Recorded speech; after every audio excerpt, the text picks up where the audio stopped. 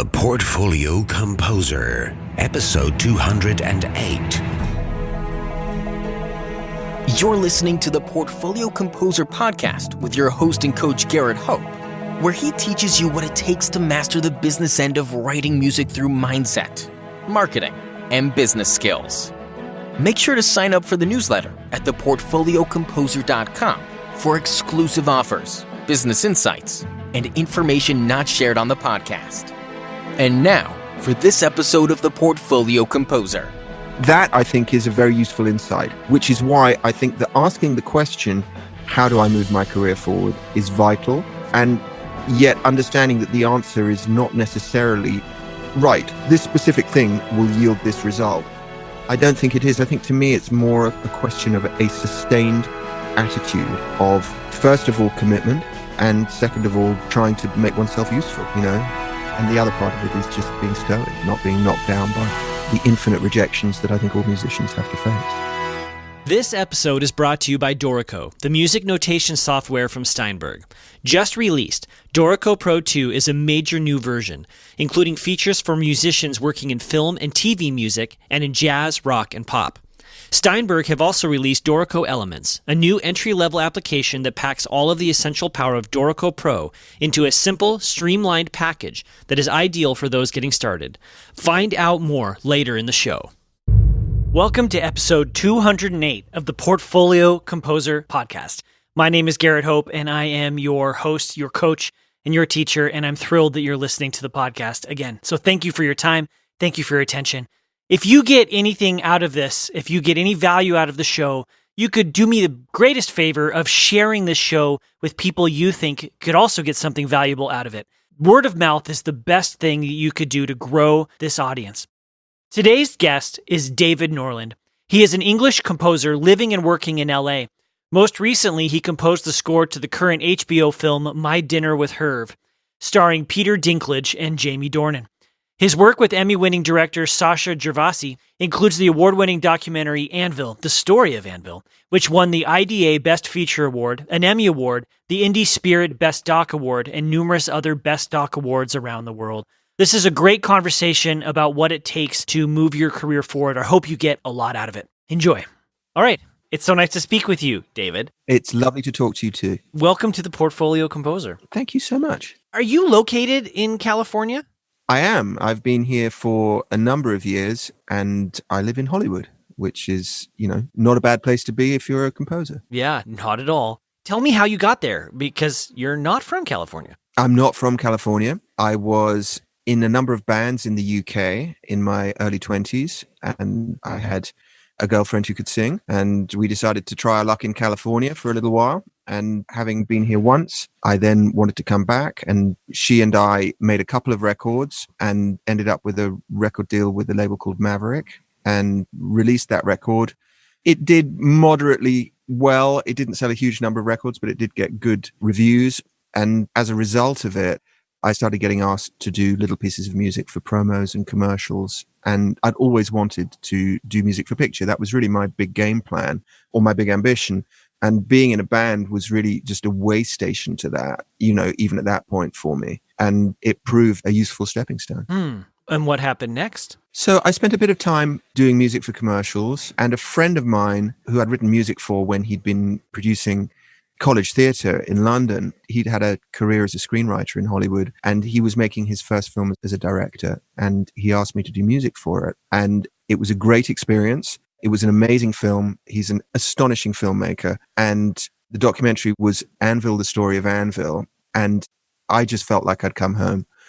And it was beautiful to be able to work with someone who was a friend as well. And he, I think, won an Emmy for that film. And it put him on the map as a director and opened the door to further collaborations for us over time. And by us, you mean you and your musical partner that had the band? No, we were long not an item at that point. Okay. We had gone our separate ways. By we, I mean me and the director, Sasha Gervasi, who I've worked with consistently since then. And so if I'm understanding your story, through the band, you started to get opportunities to do some commercial music, and that was probably more library music, and this was your first bespoke film project? The commercial music, rather than library music, was actually TV commercials. For a period of time, I did a lot of Lexus commercials and Acura commercials and, big car commercials. And the thing that I liked about that was that though the 60-second or 30-second form is super condensed in terms of storytelling, the production values for those adverts was really high. No expense had been spared on really, fantastic looking cinematography. And it was a big canvas then to really be inventive musically. And that was encouraged. And so I found it, creatively very stimulating and was very happy doing it for a period of time. Wow. Okay, so this film opened up some new opportunities for you. And then what? So one of the things that happened, which is one of the things that I suppose it's sort of the phone call that you always want, is that, when that film was making waves and winning awards, I was sitting in my studio one day and wondering where the next gig was going to come from, hoping that this would lead to something good. And phone call came from a music executive at ABC, the broadcast company, saying, would you like to come and work for us, making music for our primetime news programs and documentaries? And, I said yes. So that became something that I could do consistently which I did solidly over the next probably 8 years, which was great because on an economic level, and this is sort of worth knowing and sharing, one of the great means of recompense for composers in this day and age, perhaps the greatest, is not so much the upfront fee, which there was an upfront fee for this music, but is more the performance royalties that are generated every time there's a performance of the work on television or on cable or on radio. And these programs were being broadcast in prime time on a major broadcast channel 24/7. So it was a fantastic opportunity for me to do something which could, I'll be blunt, help me pay my mortgage, help me raise my kids. I can only imagine. Right. I mean, if this got 24-hour rotation and you were on a major network, which means it has lots of viewership, those royalties were probably pretty nice. Yeah. At the time that I was in a band and signed to Maverick, which was around the year 2000, 2001, my wife was pregnant with our first child, and then he came into the world. And I was in this sort of position which, I'd always thought, well, I'm going to be a musician and I won't ever have any dependents and it'll be fine. And, if I have to live starving in a garret, that'll be all right because it's just me. But that wasn't my situation anymore. And I didn't really have a mechanism of, other than, I'm going to get a record deal and become a rock star. That dream of sort of turning what I was doing into something that could sustain my new reality, which is I'm a father and I'm a dad. And the beautiful thing about this ABC gig and also the scoring of the commercials was that it enabled me to do the thing that I love to do and, for my family to have a decent life as a result. And I've never really taken that for granted because I spent, like I think a lot of us do, many, many years, really trying hard to find a way to make a living making music and not really succeeding. Yeah. And, there was an endless procession of, coffee shop gigs, by which I mean working at the coffee shop, playing at the coffee shop, sure, but also working behind the bar at the coffee shop, and then engineering gigs in studios, doing, in small studios, doing sort of all night sessions for people who are trying to get off the ground. And, that was great because that was a learning experience, but really it wasn't anything that could sustain a family at that point. Right. So that was the progression from me for how it turned into something that could be, a workable way to support a family. Which, I never initially thought that would even be an issue for me. And then it became an issue. And that was how it was solved. Well, I kind of want to dig into how you solved it. You painted a picture of just sitting in your studio, and in my imagination, you were twiddling your thumbs and just waiting for the phone to ring. But you were probably doing something because your film had landed. You were getting some attention. Were you promoting the film, promoting your music, networking? What were you actively doing to continue raising awareness of your work? Well, the first thing that I was doing was that whenever there was an awards ceremony for this film, I went along, and I was fortunate that Sasha, the director, included me in everything that he was doing. When he went up to take an award for the film, he would take me up with him.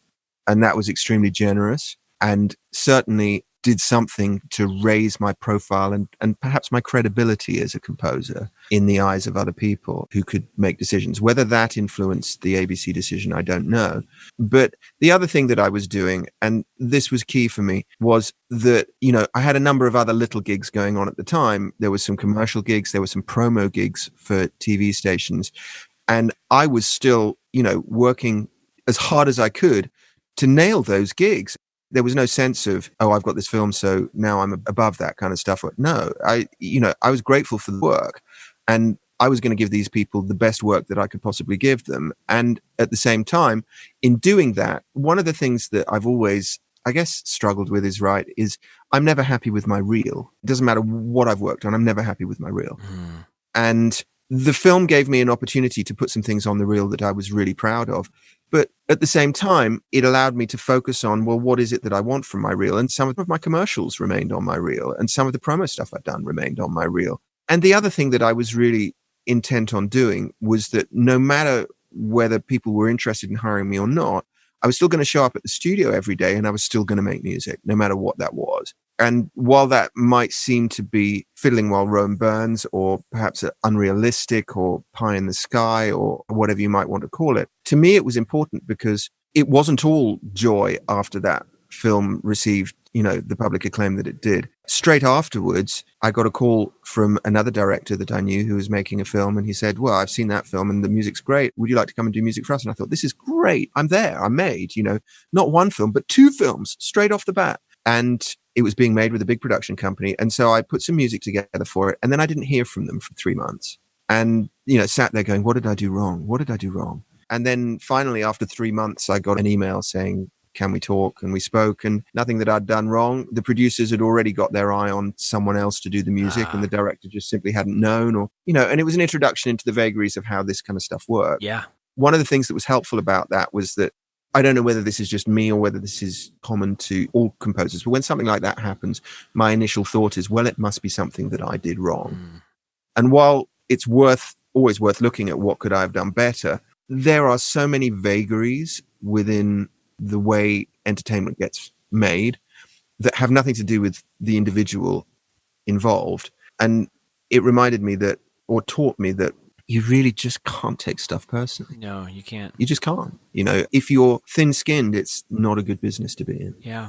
Okay, I want to pull a few lessons out of the stories you just told. Far away. And the first was, you didn't just sit on your laurels. You showed up and made music every day. And that's a big part of being professional, is just, you're going to make the music. Right. And the second thing you did is you made sure you were present when the film was being talked about at awards shows. And even though this was your project and you might not have received recognition like an award for soundtrack, you positioned yourself so that the light shone on you too. And positioning is a big part of what we do in this business. Sure. Yeah, I would agree with all of that. And I was fortunate because, I knew the director of this film that had gained acclaim. I knew him well. And, he was well disposed towards me. We were friends, and he was willing to share the limelight. And that was generous and kind. And I don't always expect that necessarily, but I got it from him. And I'm sure it was instrumental in some of the things that came afterwards. Nice. So as you transitioned from doing the custom commercial work to TV, well, actually to movies, and then to primetime television, what was your learning experience? What were some of the things that you had to learn in each of these new areas that completely surprised you? The commercials was easy because it's short form. It's a short piece of music. And no matter how many notes you get or how many iterations you have to do, it's still a short piece of music. A film is many pieces of music, some of which are long, and all of which are going to generate, most of the time, notes. And so becoming methodical so that the weight of the gig doesn't become overbearing is important, I think. And also maintaining a reasonable expectation that, I'm going to get notes. The piece I'm most proud of in that film, which is the final cue, probably went through, I don't know if it was 30, but getting close to 30 iterations before I really nailed it. And that on top of all the other cues in the movie, it's just important to keep plugging away at a certain point, just to have some kind of faith that you're going to get there. It can be dispiriting on the 25th set of notes or the 25th, nope, that's not it, and you're down at the end of the timeline of a long post-production process. Everybody is tired, you're exhausted, and just to keep going. And so learning a degree of stoicism, if you like, about that was helpful because the commercials hadn't demanded that. And then moving into the ABC TV world, that was interesting because some of the timelines were very quick. sometimes often I didn't even get picture to work with. Really? It would just be, right, we need these kinds of cues and we need a number of them. This is what we're making. There was one, the very first thing I did for them was a Barbara Walters special on children suffering from a disfiguring disease called progeria. And they just needed cues that would break your heart and yet do it in a way that was not soupy, not syrupy. And I just always felt that was a sort of a strong area for me. And so I had no problem with it. And it was great to open my account with something I felt really strong about.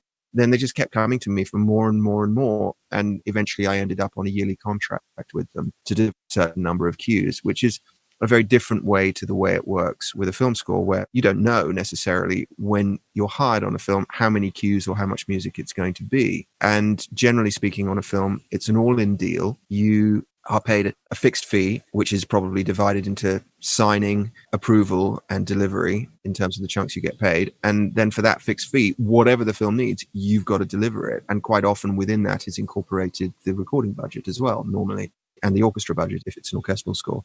And no matter what the film needs, you have to deliver it. So economically, it's just a really different way of doing things. Mm-hmm.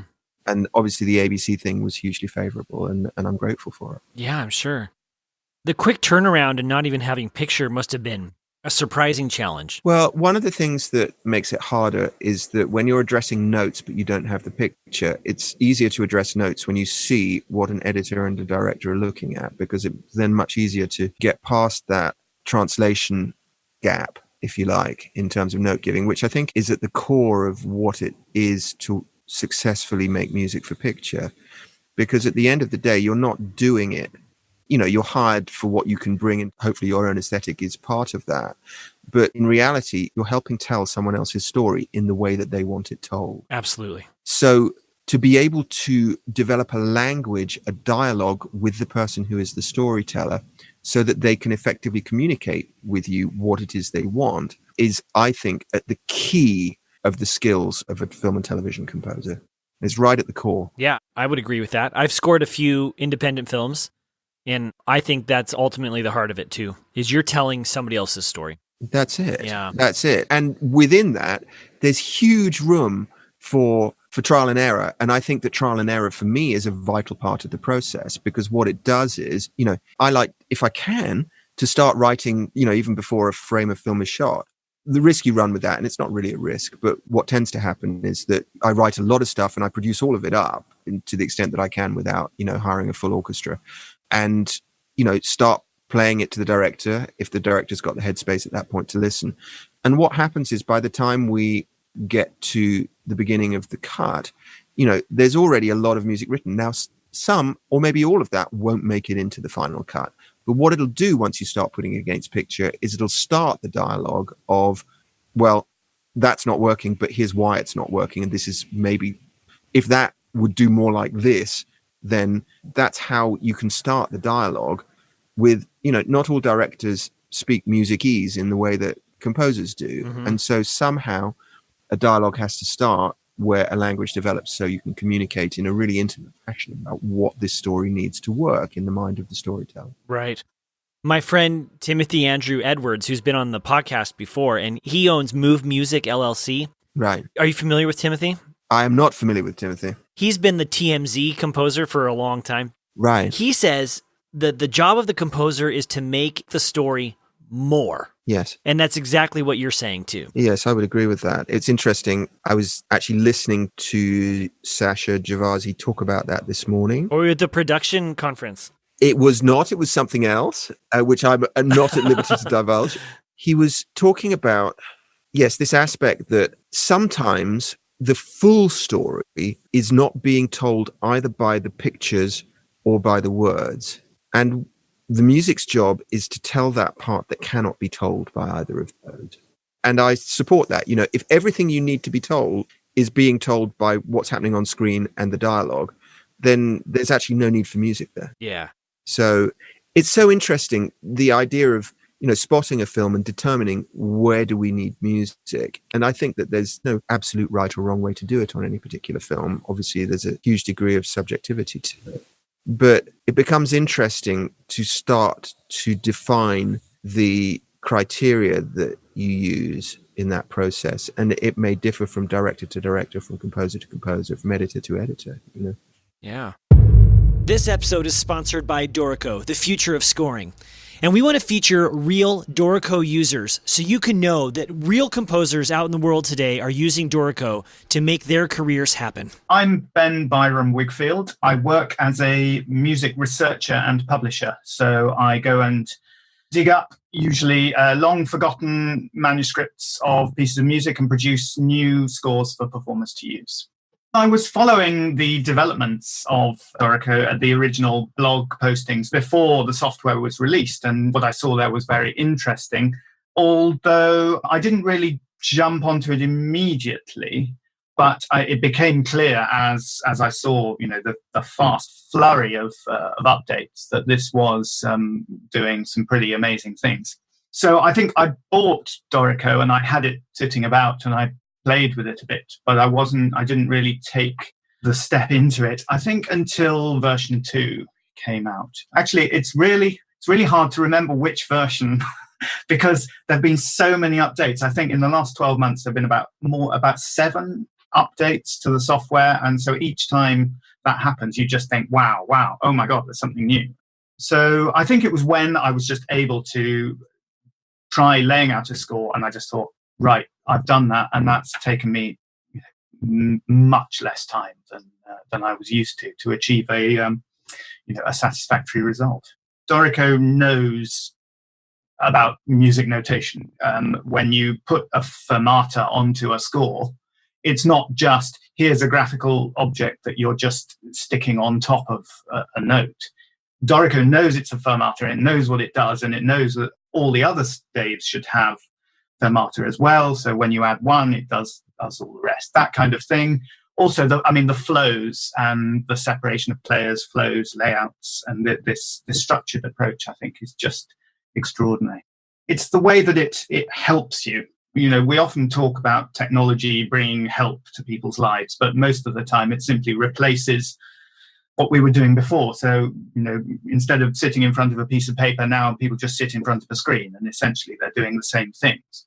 Very rarely does something come along where you think, wow, this is actually changing how we're doing things or just making things faster and better. And I think just the amount of stuff that Dorico does for you, that's the game changer, really. So, I recommend Dorico pretty much to anyone who care to listen to me.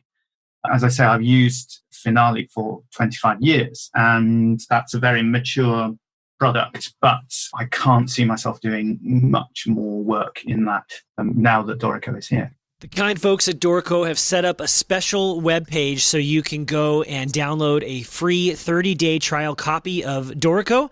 So go and do that. have been using the program and I'm absolutely in love with it. Go to dorico.com/TPC. You're writing every day, tons of projects. How do you keep yourself excited as a composer? A lot of it is, for me, I listen to a super wide, eclectic variety of things. I'm really, interested in the current state of, ambient music, the current state of forward-looking classical music. I'm interested in further discoveries in medieval church music. I'm interested in, vibraphone music.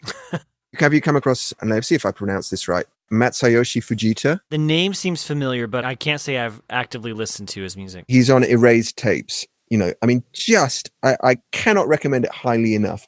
And when I first heard his music, which was just a random occurrence, it felt like all my other perceptions stopped and it just completely caught my attention and by surprise. And that happens to me a lot. One of the great things about living in LA is obviously that, not only is there KCRW, which is by far and away the greatest radio station, in my opinion, ever, but there's also KUSC on the classical tip, who are a brilliant classical station. And there's also KXLU, who play an extraordinary array of things, a lot of which is very experimental and not back announced. So it's kind of hard if you're driving and can't Shazam to actually even find out what it is. So even if I'm driving, I'm always looking for new music to hear. And that's the same also with consuming storytelling for me, I am a big fan of the storytelling that's currently taking place in British television. The BBC are making some really amazing things. A few years ago, they made Broadchurch, which I loved, which Oliver Arnolds did the score for. Amazing score. They made a miniseries called Relic. Harry and Jack Williams were the writers and directors, and the warp artist Chris Clark did the score for it. Absolutely brilliant, forward-looking score full of strange, distorted things and, shimmering beauty just hovering behind the distortion. Really amazing, forward-looking music to picture. I think the BBC made a miniseries called River, which is written by Abby Morgan, who's this brilliant British writer.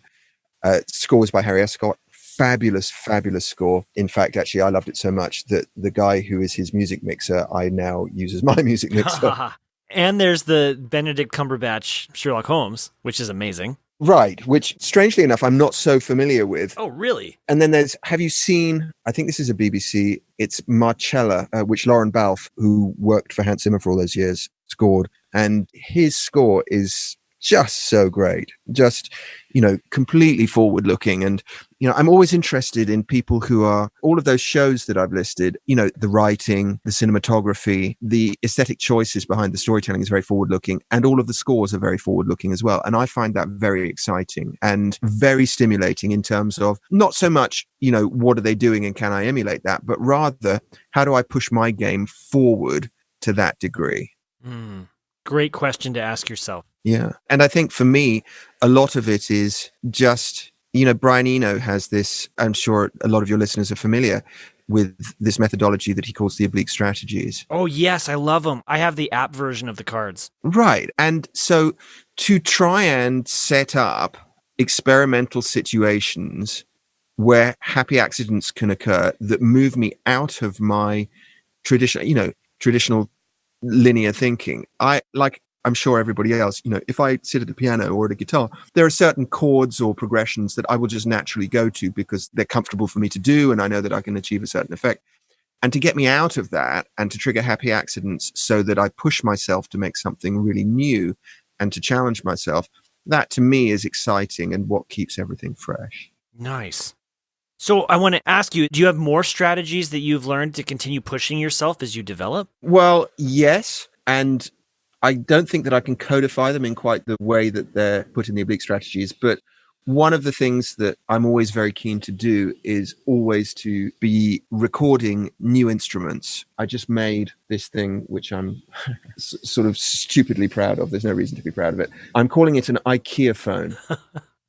But what it is, it's an IKEA clothes rack, and hanging off it are the large tubes of a giant circular wind chime. My assistant Nick found this giant circular wind chime with these huge tubes. So it looks like an array of tubular bells, and it's tuned to a pentatonic scale, as wind chimes tend to be. But it makes a much more silky, shimmering noise than tubular bells do. And so bowing that and recording the outcome, and perhaps even making a sample library out of that, and then finding what I can make out of that, running stuff through different layers of distortion is always helpful to me. Putting things through distortion, which should not typically go through distortion, that's always a good starting point.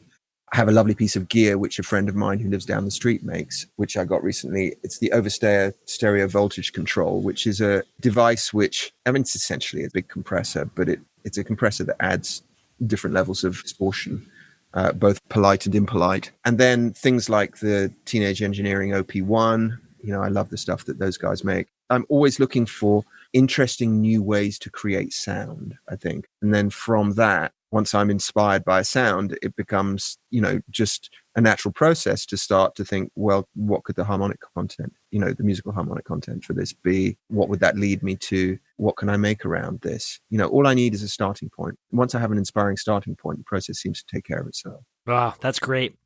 Yeah, so many times we get stuck with the stock sounds. Right. I try not to use, if I can possibly help it, software synths. I just don't.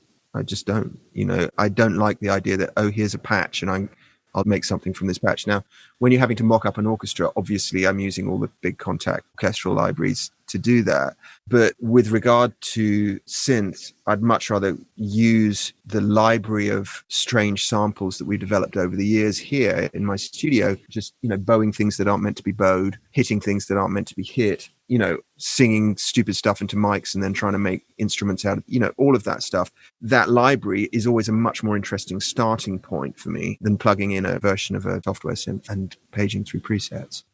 There are some exceptions. Granite is a sort of a granular randomizing plugin where you need to drop an existing piece of audio in it, and something completely untoward and unexpected comes out the other end. I love that.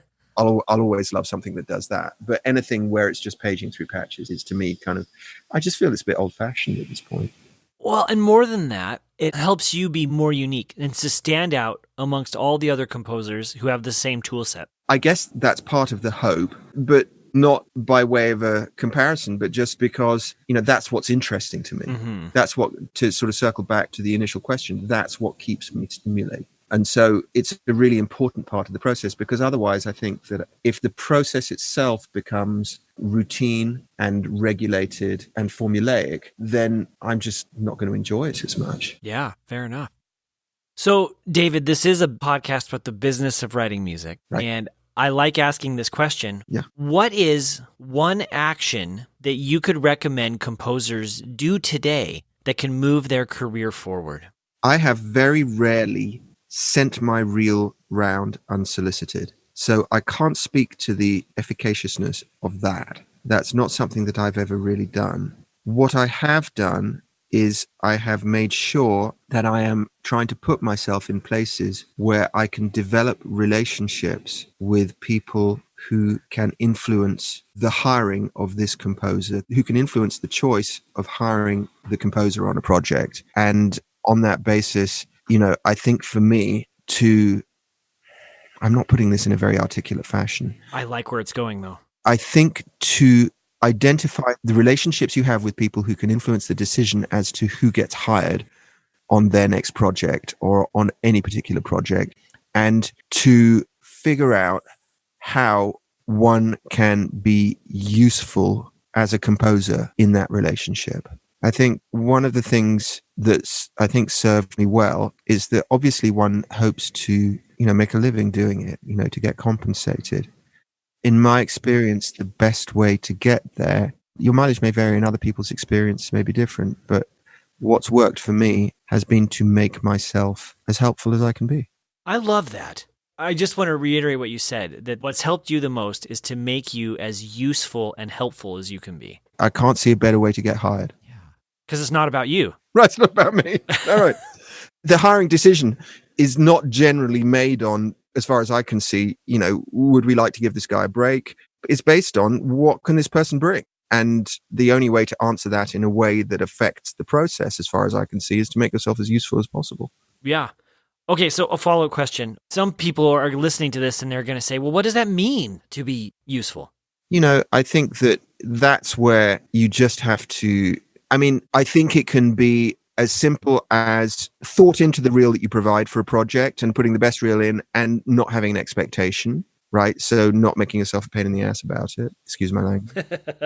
To being willing to honestly and openly discuss your ideas for the film, even if you don't get hired, through to, I tend not to get into the mindset, if I can possibly help it, of, if they hire me, they're going to pay me a certain amount, so I better make sure that I only do this amount. I'm not interested in that. If you hire me, you got me, and I'm going to put everything I've got into this. That seems like a good definition of being useful to me.